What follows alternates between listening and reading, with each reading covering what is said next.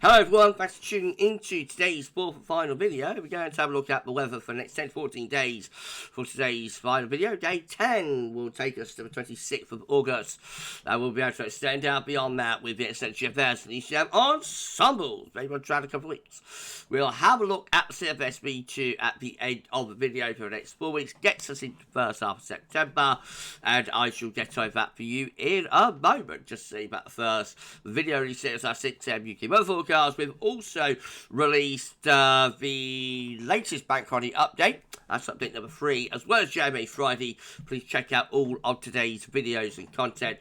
And thank you so much for doing that, everyone, for GavsWeatherVids. Thank you so much, everyone. Hope you have a lovely, lovely Friday. About 80 subscribers going to get us to 18.7k, by the way. So if you could give us a sub and tell your friends and family to subscribe, that'd be awesome.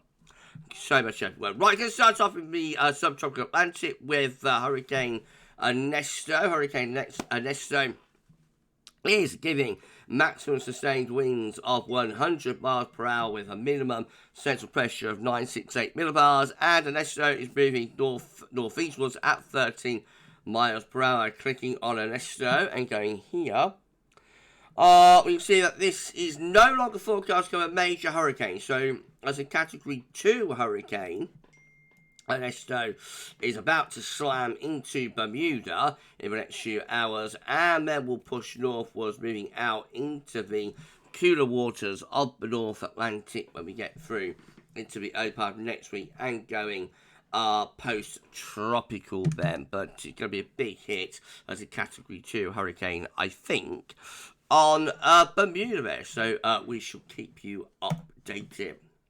Coming back to home, the central England temperature is now down to 18.2. That's 2.4 degrees above 61 to 1990 average, and it's provisional to yesterday, to the 15th of August. So for the first half of the month, we're in the 18s, a very warm to hot first half to August.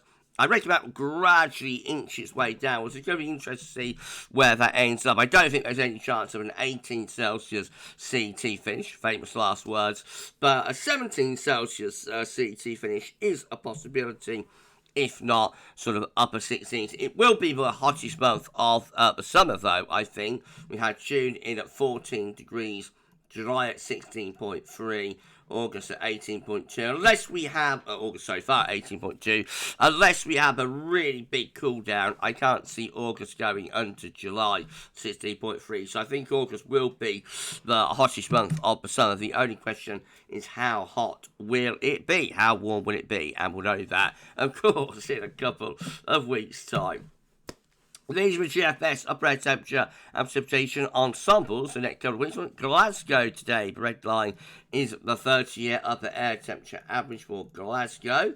We're starting off around to below average with the upper air temperatures in Glasgow over the next week, and generally staying rather on the coolest side as we go through the final days of August as well, into the beginning of September there. And also more unsettled too, up in the north half of the country. So there will be a little bit of precipitation around over the next few days, mainly in the form of showers. But next week looking more unsettled, and some quite big precipitation spikes there. So the northern half of the country anyway could be turning really very wet through the course of next week.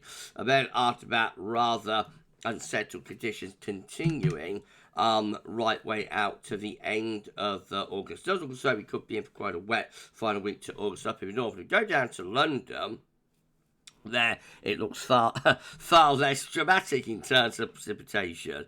So we can see again upper air temperatures around average, a little bit above some days, a little bit below other days, not a particularly big deviation, and that sort of carries on into the closing days of the month as well. So nothing that exciting going on precipitation-wise, temperature-wise, but precipitation-wise, we do see a much drier scenario, completely dry for London over coming days. So then next week, just rather minor precipitation spikes, certainly no sign of anything especially wet down there in the southeast in the next couple of weeks. So the north-south split goes on. It has been a feature of this summer, with northern areas and northwest areas tending to be really quite wet, while southern southeastern areas are tending to be a great deal drier, and we see that scenario still playing out over the next couple of weeks. Well, no fundamental change to the north-south split, but we've had throughout much of this summer then. Temperature anomalies from the 16th to 24th of August, a little bit below average for the north, a little bit above average for the south. Precipitation anomalies, again, this sums up very nice what I was just talking about. From the 16th to 24th of August, significantly drier than average for Ireland, England, and Wales, but go out to southwestern parts of Scotland. And there it turns significantly wetter than average, drier than average for eastern parts of Scotland, protected by that wet weather coming in off the Atlantic. Latest wind map from earth.nullschool.net shows we've got low pressure in the North Atlantic around Iceland and a weather system through here. However, pressure is actually rising to the south at the moment. We are going under a ridge in the south for the weekend, while the north will be more unsettled. North-south split goes up.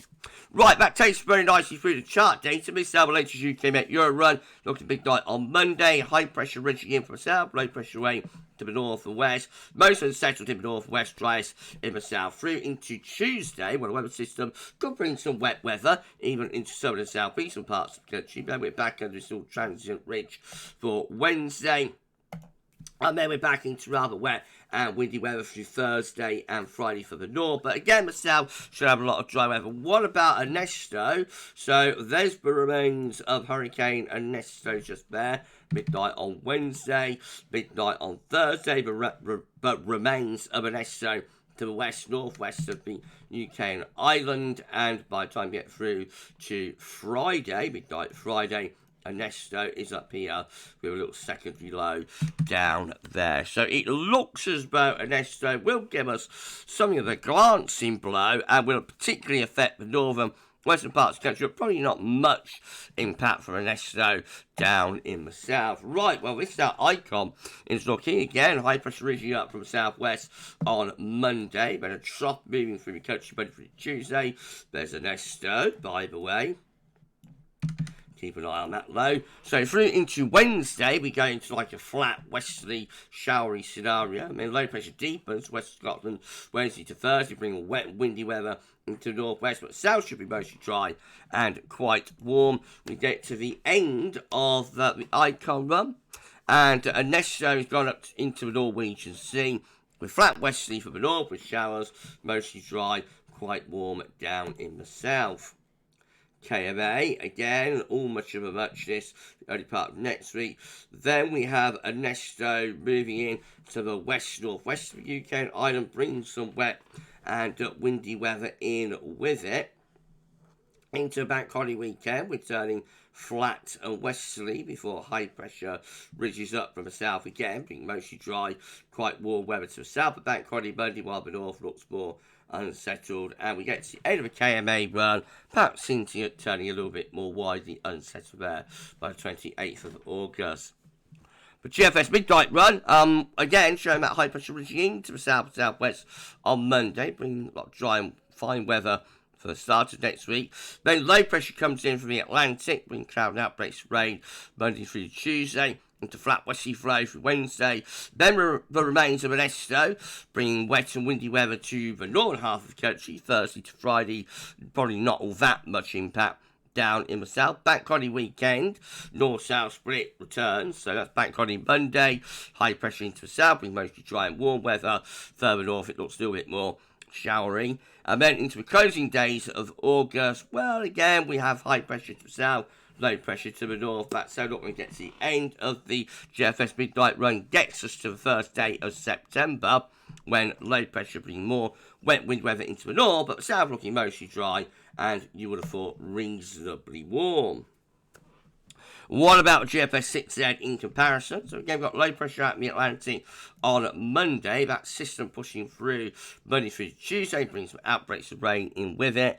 Then into Wednesday and Thursday, remains of Ernesto in the North Atlantic.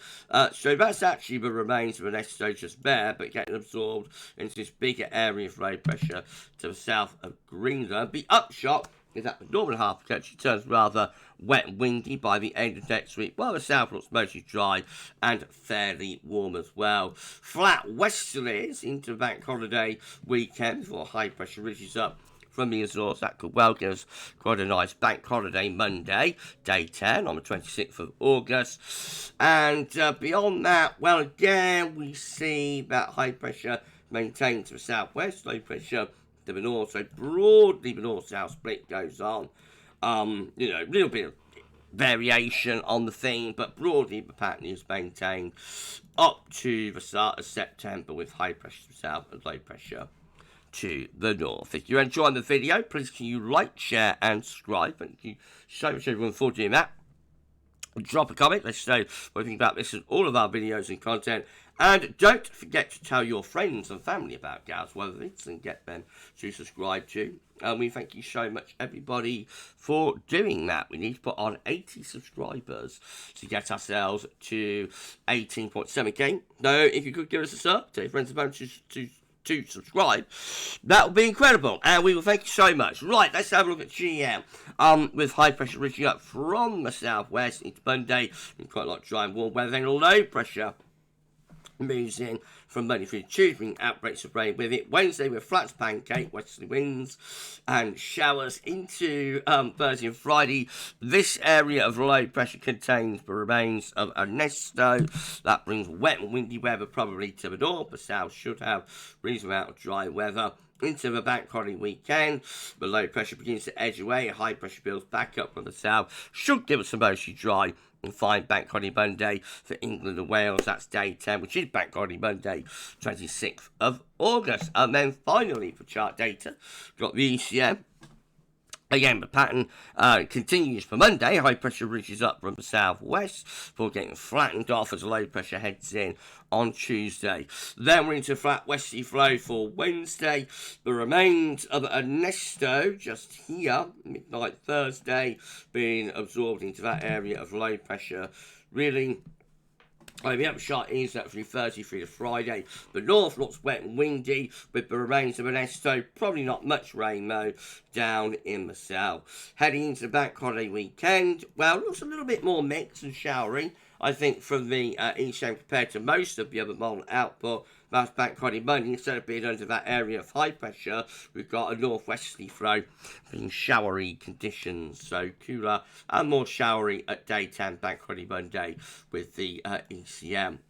Visible precipitation forecast based on that ECM run from tometeo.com. Let's have a quick look at that. Now, there will be showers in the north and northwest for this weekend, but most places will be dry, actually. And then into next week, we turn wet and windy with outbreaks of rain coming in from the Atlantic. That could even bring some rain into the parts south and southeast, but most of it will be in the north and the northwest. And through the middle part of the week, it's dry in the south, but turning wet and windy with the remains of Ernesto in the north. Lots of heavy rain piling in to Scotland there from Ernesto late next week. Down in the south, looks much more showery.